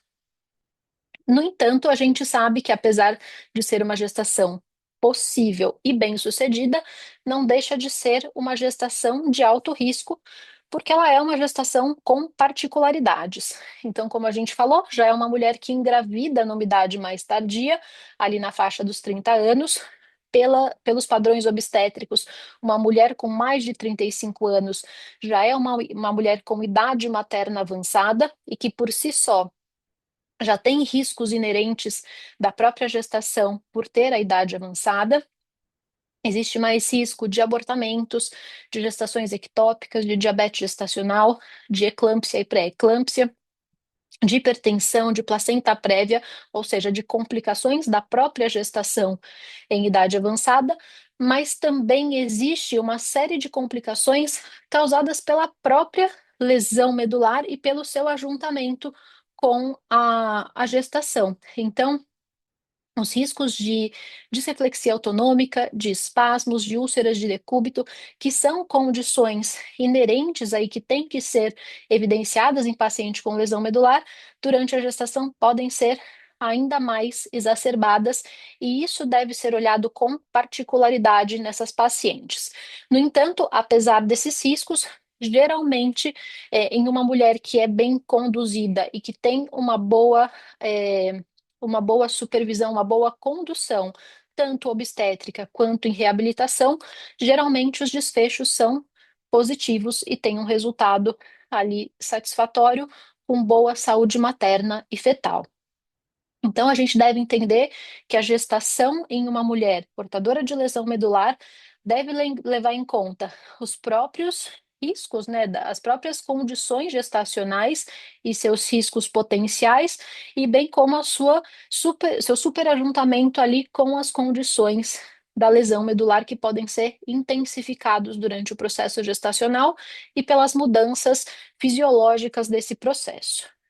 É importante que essa paciente, então, esteja o mais preparada possível e que essa gestação seja programada, seja intencional, visto que isso faz com que isso seja muito mais fácil de conduzir do que uma gestação não prevista. É importante que essa mulher tenha em seu planejamento de reabilitação uma discussão sobre plano de gravidez e sobre contracepção, né? Então, muito se fala sobre se essa mulher deve ou não gestar, mas pouco se oferece de recurso de contraceptivos para essas mulheres. Hoje a gente sabe que não tem nenhum protocolo específico para essas mulheres, mas que geralmente, devido à falta de mobilidade, deve-se evitar o estrogênio, né, que tem ali a associação com fatores tromboembólicos, e que a gente sempre deve considerar riscos e benefícios, tanto da contracepção quanto da própria gestação. Essa paciente deve se planejar para engravidar em seu melhor momento de saúde física e de reabilitação, bem como de equilíbrio emocional e de adaptações. Lembrando que essa mulher deve se preparar mais para frente para as possíveis adaptações que ela deva fazer para também cuidar do bebê de forma apropriada. Então, quanto antes ela começa a se preparar e quanto antes ela adequa a sua saúde física, emocional e a sua adaptação ao ambiente, mais tranquila é a condução da gestação, do parto e do pós-parto. Então, a gente deve levar em conta que essa paciente deve conhecer, né, os riscos e os benefícios da sua gestação, que isso deve ser planejado, que a gente deve saber quais serão os impactos da lesão medular na gestação, bem como da gestação na lesão medular, que também acontece, né? Então é uma via de mão dupla. A gestação interfere na lesão medular, bem como a lesão medular interfere na gestação. Essa paciente normalmente faz uso de algumas medicações ou usa, né, faz uso de alguns mecanismos, por exemplo, de cateterismo para fazer o esvaziamento vesical, e que tudo isso deve ser avaliado e otimizado para adaptações durante o processo gestacional e de parto. E que ela deve ter um planejamento, então, de uma equipe que dê suporte, bem como um serviço adaptado para o seu parto, e também ter planejamento do pós-natal, principalmente em relação às adaptações para os cuidados do bebê. Então, os cuidados começam antes da gestação e no planejamento, e durante todo o pré-natal deve ser dada uma atenção específica para essa mulher. Essa mulher deve ser assistida por um obstetra e por um anestesista que tenham experiência em lesão medular em casos de condução de gestação e parto de mulheres com lesão medular. No entanto, só um obstetra e um anestesista aptos a conduzirem essa mulher não é suficiente.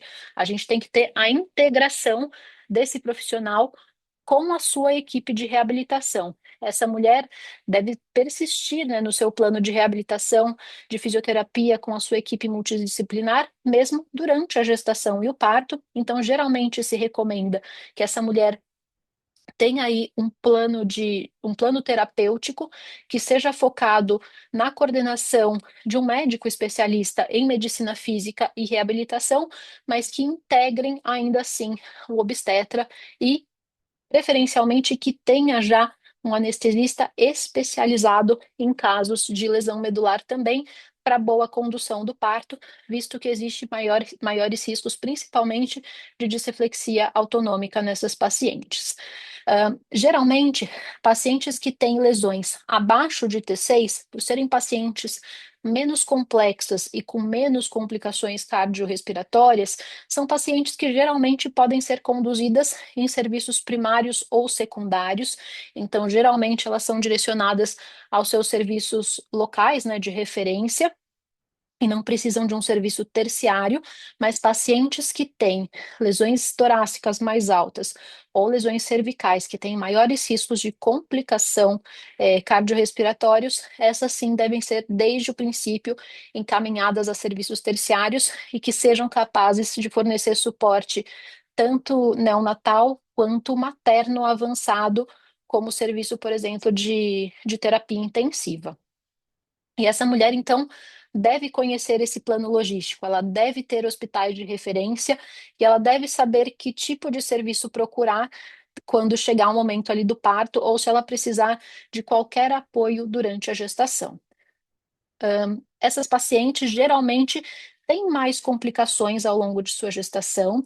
Geralmente, numa população geral, cerca de 14% das gestantes são hospitalizadas.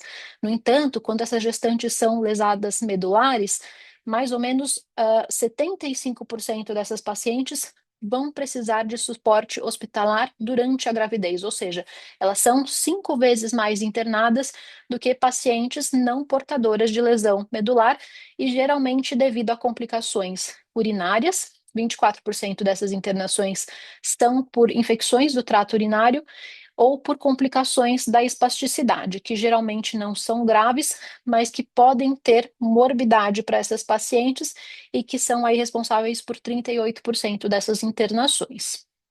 A espasticidade, então, é um dos principais problemas que podem interferir na gestação, principalmente porque 12% dessas mulheres vão experimentar uma piora da espasticidade, principalmente durante o terceiro trimestre. Então, a espasticidade é um sintoma, né, decorrente da lesão do segundo neurônio motor e que vai fazer com que os reflexos musculares e os espasmos musculares estejam aumentados abaixo do nível da lesão, então isso tende a se intensificar nessas pacientes.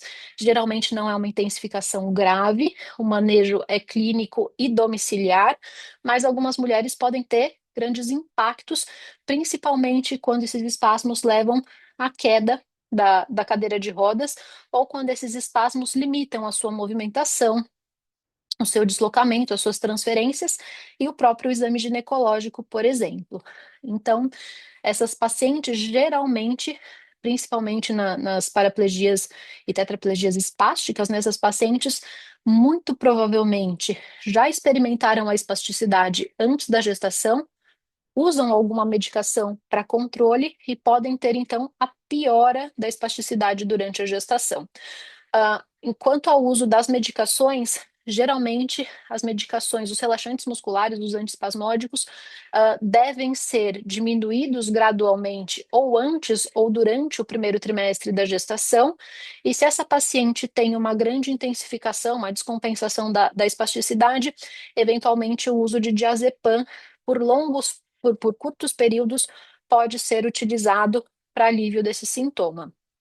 Se é uma paciente que já experimenta uma espasticidade exacerbada, o planejamento pré-gestacional é importante porque, eventualmente, a gente pode optar por fazer o uso de uma bomba intratecal de baclofeno, por exemplo, que faz com que essa mulher já chegue na gestação com um maior controle, e sendo que a medicação intratecal não oferece riscos para gestação.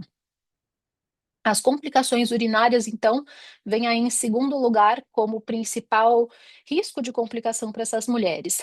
Provavelmente essas pacientes já vão fazer algum manejo vesical prévio à gestação, decorrente da lesão medular.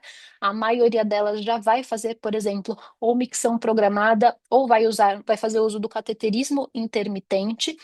E esse manejo da via urinária precisa ser acompanhado durante toda a gestação, porque pela própria evolução da gestação, pelas mudanças fisiológicas, pode haver a necessidade de fazer adaptações já desse próprio método que ela usa.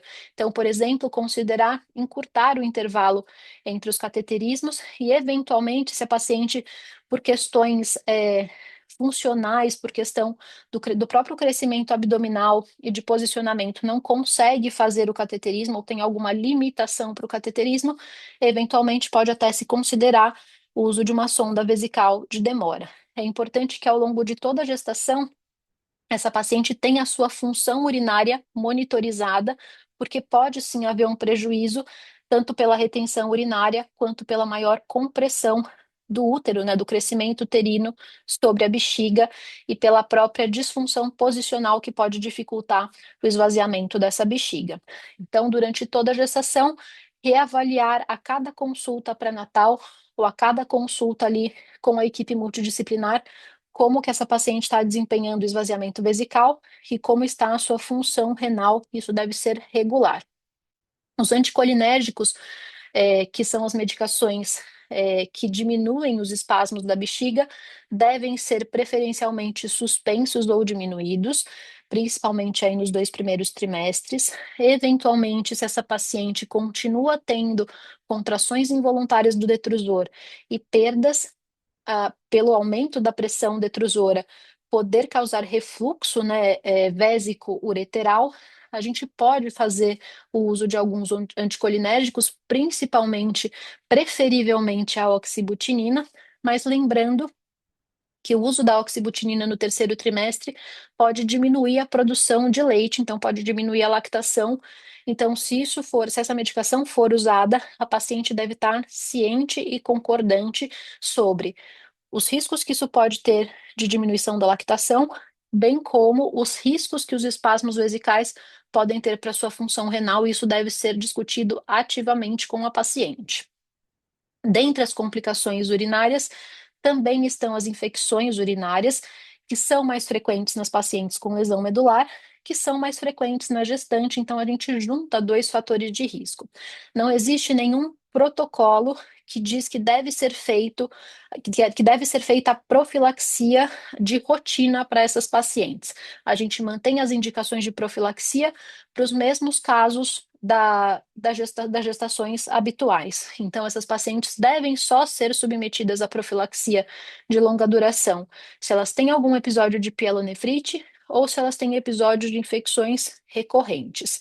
As bacteriúrias assintomáticas ou as leucocitúrias também devem ser tratadas compulsoriamente.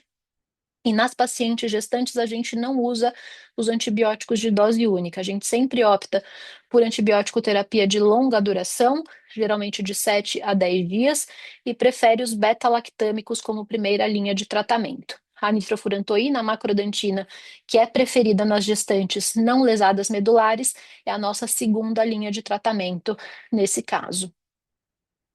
Essas pacientes também podem ter complicações vasculares. Lembrando que as pacientes com lesão medular geralmente passam por um aumento dos riscos de eventos tromboembólicos, principalmente nos primeiros 6 meses a 1 ano de lesão, mas depois, pela adequação da sua rotina da reabilitação, essas pacientes voltam a ter um risco de tromboembolismo, que se normaliza, que volta a ser igual ao da população geral.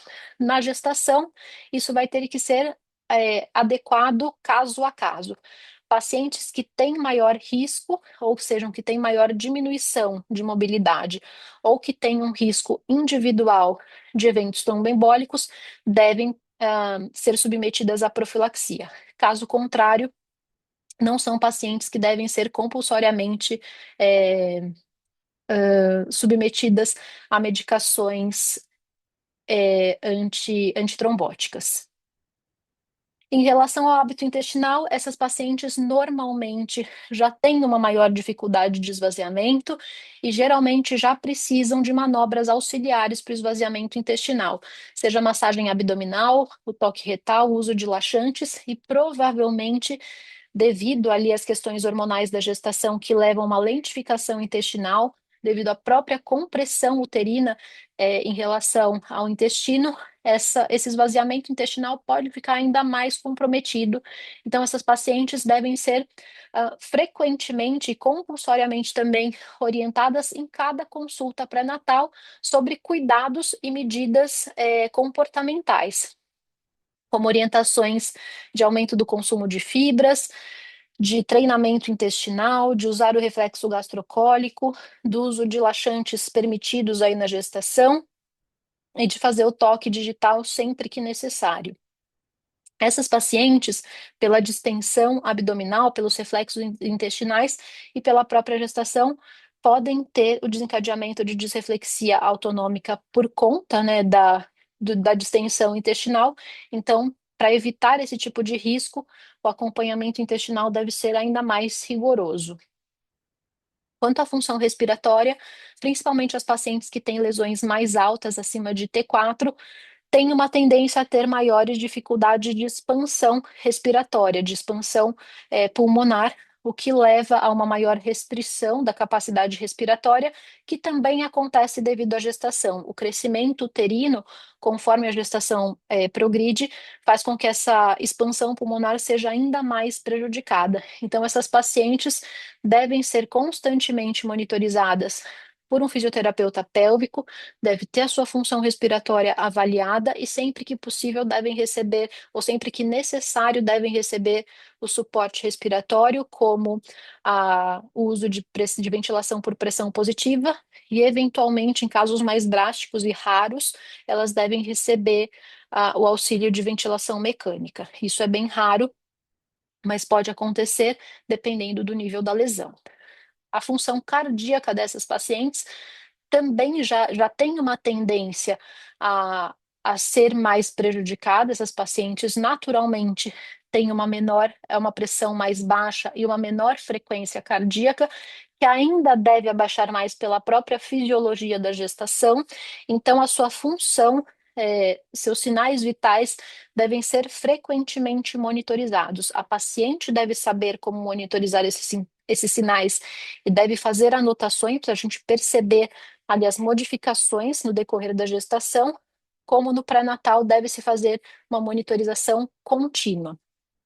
Geralmente, aumentos de pressão sistólica acima de 20 a 40 milímetros de mercúrio podem sugerir a disreflexia autonômica, e isso pode levar a risco de complicações cardiovasculares importantes que levam à morbidade e risco de vida.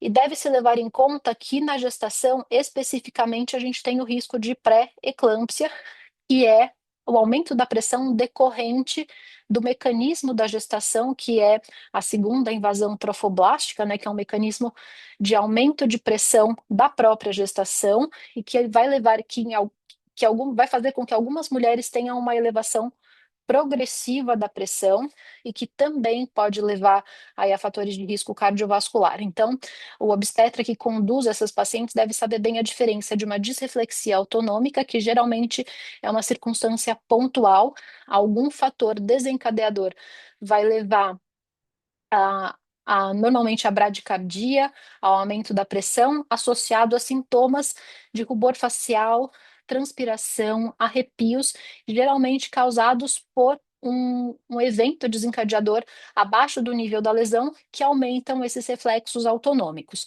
Já a pré-eclâmpsia é uma resposta, então, da pressão, que vai acontecer mais gradualmente. A pressão vai aumentando de forma contínua e progressiva, e normalmente essa paciente manifesta sintomas de edema, de cefaleia contínua, de alteração visual, e geralmente essa paciente também tem alterações laboratoriais relacionadas ao quadro, principalmente aumento dos níveis de ácido úrico, aumento das transaminases e diminuição das plaquetas.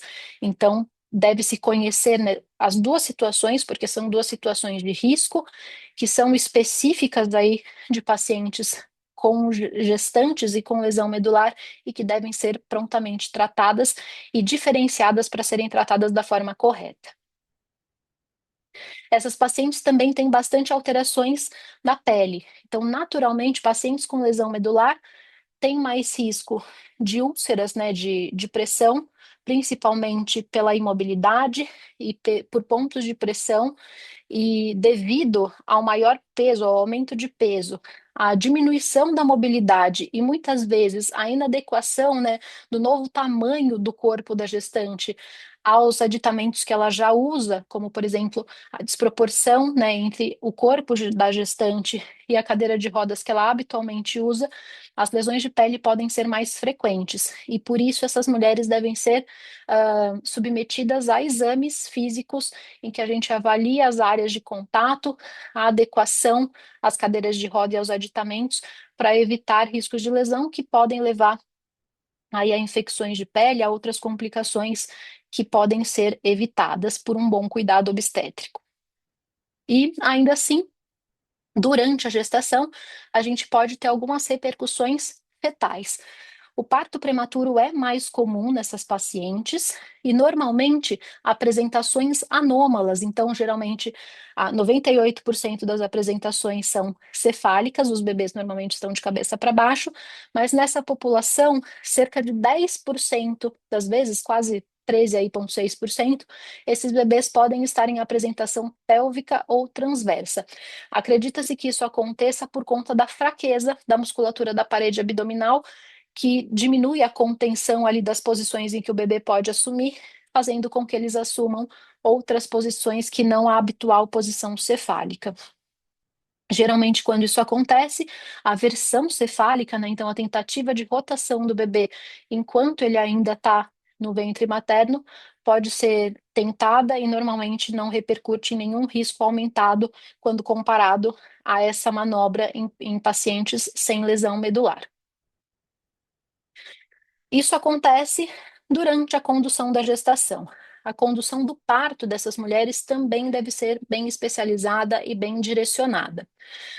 Geralmente, as mulheres começam a perceber a movimentação fetal a partir aí do segundo trimestre, mas as mulheres com lesões, principalmente acima de T10, podem ter essa percepção prejudicada, principalmente pela diminuição da sensibilidade ali do baixo ventre.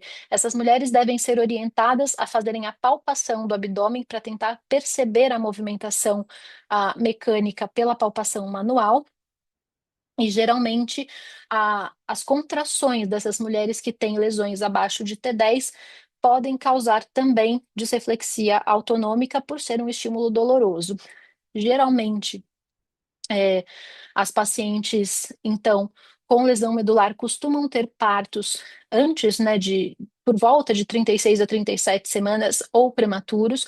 Os partos prematuros são 25% mais frequentes em mulheres com lesão medular. Então, pacientes que chegam no termo da gestação podem já ser oferecidas de fazer uma internação hospitalar mais precoce para que ela seja monitorizada aí ao longo desse termo da gestação. Geralmente essas mulheres são mais submetidas a cesáreas, não por uma indicação obstétrica precisa, mas muitas vezes pela falta de familiaridade da equipe obstétrica, que acaba preferindo que essa mulher passe por uma cesárea programada do que entre em trabalho de parto e precise ser conduzida ao longo desse trabalho de parto por uma equipe mais inexperiente. Geralmente, a lesão medular não contraindica nenhuma via de trabalho de parto. Essa mulher pode ter um parto vaginal, que pode ser seguro e ter um bom desfecho, independente do nível da lesão. E é importante a gente lembrar que o trabalho de parto não depende da função medular. Então, uma mulher com uma lesão medular em qualquer nível pode ter contrações e pode ter uma evolução do trabalho de parto. É interessante a gente lembrar aqui que o trabalho de parto, então, vai começar principalmente no termo da gestação, por liberação do cortisol do sistema nervoso do bebê. Esse cortisol vai fazer com que tenha um estímulo de liberação de ocitocina, que é o hormônio que leva à contração uterina. A ocitocina vai fazer com que tenha a liberação de prostaglandinas e de íons de cálcio ali na fibra muscular lisa, e esse miométrio, o músculo do útero, vai passar a ter contrações em padrões coordenados, que vai levar à dilatação do colo e que vai levar ao nascimento, à expulsão do feto. Então, tudo isso acontece independente da integridade medular. Então, uma paciente em qualquer nível de lesão pode apresentar esse mecanismo. O que vai ser diferente é a percepção dessa paciente das contrações e da dor, e muitas vezes a resposta autonômica que essa mulher vai ter a esse tipo de contração, e que na maioria das vezes esse trabalho de parto acontece mais precocemente do que em mulheres sem lesão medular. Geralmente, então, por isso ser um estímulo doloroso, né, da mesma forma que as mulheres com sensibilidade preservada têm as dores do parto, as mulheres com lesão medular, por ter o prejuízo da sensibilidade, mas por ter a lesão do segundo neurônio motor, podem ter disreflexia autonômica, que vai acontecer em 85% das pacientes com lesões acima de T6. Geralmente, isso pode acontecer durante toda a gestação, pelos mais variados motivos: retenção urinária, distensão intestinal, mas a principal causa na gestação é a própria contração, é o próprio trabalho de parto. E assim que a gente entende esse risco, ou que a gente percebe que essa mulher está tendo uma disreflexia autonômica devido ao parto, ela deve ser conduzida imediatamente com a anestesia, com uma raquianestesia ou com uma anestesia peridural que cause o alívio dessas dores, para que a gente conduza aí a disreflexia, diminuindo os riscos de complicações maternas e fetais. Então, sempre que a gente se depara, né, com uma disreflexia autonômica, é importante a gente entender qual é o estímulo que leva à disreflexia autonômica.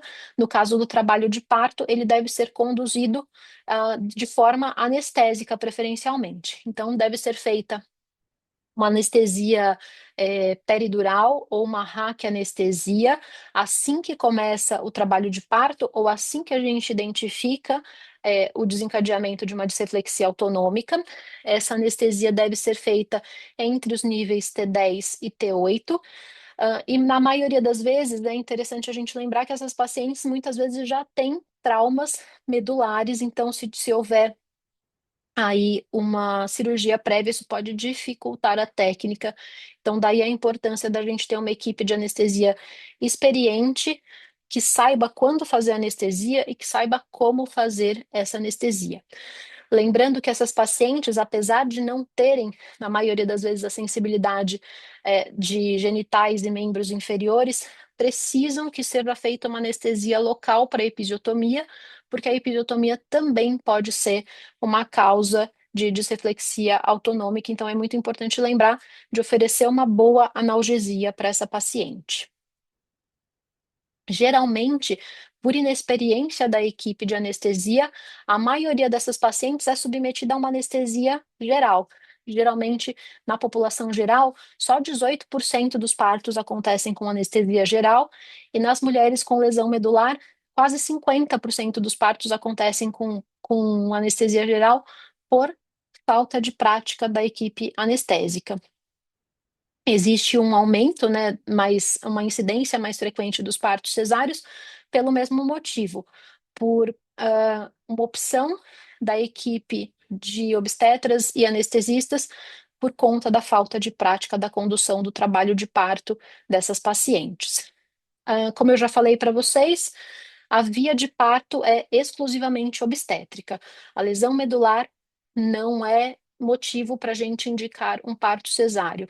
Essa paciente pode passar por um parto vaginal de forma segura, sem oferecer risco materno ou fetal, e a cesariana vai ter as indicações que geralmente tem nas mulheres não portadoras de lesão medular. Então, as indicações são exatamente as mesmas.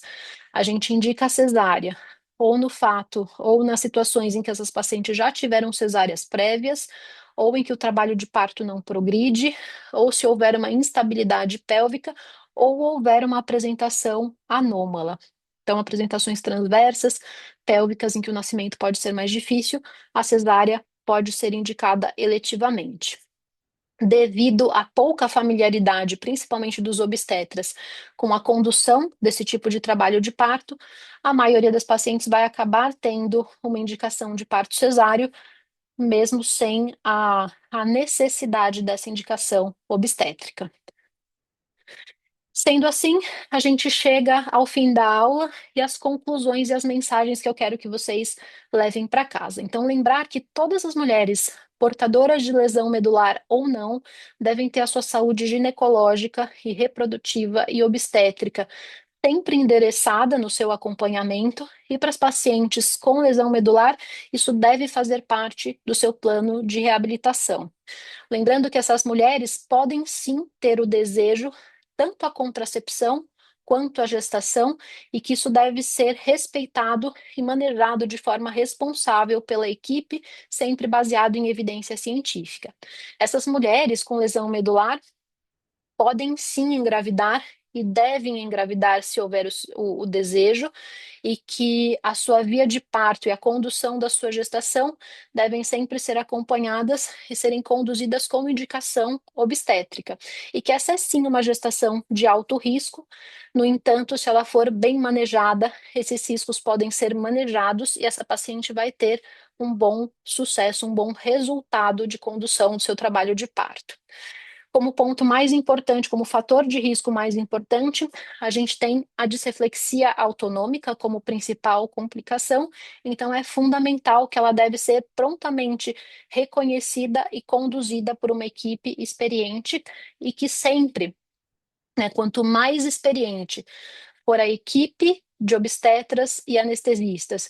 E quanto maior a relação desses profissionais com a equipe de reabilitação dessa paciente, melhores são os desfechos e mais tranquila é essa experiência que deve acontecer de forma esperada e programada, como é esperado na vida reprodutiva de qualquer mulher. Eu fico à disposição. Muito obrigada.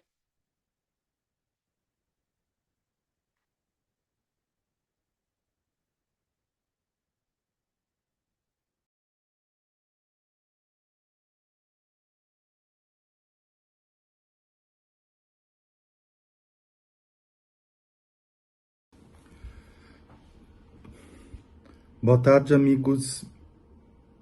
Com essa última atividade, encerramos a programação científica da AlmSlap 2025. Agradeço a participação de todos. Peço que compartilhem esse conteúdo, que ficará disponível para acesso livre pelo canal do YouTube da AlmSlap. Assim como peço para que vocês nos sigam nas nossas redes sociais e se inscrevam para recebimento de novas programações. A partir de abril, devemos ter um novo encontro e pretendemos também divulgar mais alguns temas que foram expostos no nosso simpósio presencial em julho aqui em São Paulo, para que seja compartilhado livremente para todo mundo que está associado à nossa lista de distribuição de e-mails. Então, bom fim de ano a todos, agradeço pelo apoio e participação e fiquem atentos aí às nossas programações para o ano que vem. Até logo.